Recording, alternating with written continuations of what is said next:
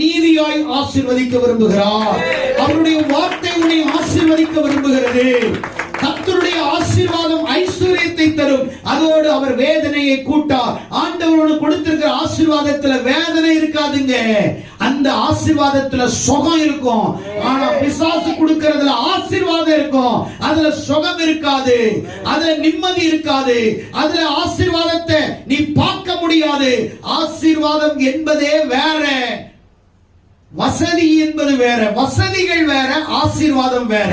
வசதிகள் இருக்கலாம், ஆனால் அந்த வசதிக்குள் நிம்மதி இருக்கிறதா, ஆசீர்வாதம் இருக்கிறதா, சமாதானம் இருக்கிறதா, அந்த வாழ்க்கையில மகிழ்ச்சி இருக்கிறதா, அந்த வாழ்க்கையில எல்லாமே இருக்கிறதுங்க.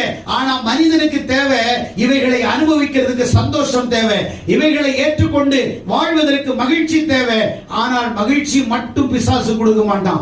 அவன் கொடுக்கிற மகிழ்ச்சி டிவி மூலமா தருவான்.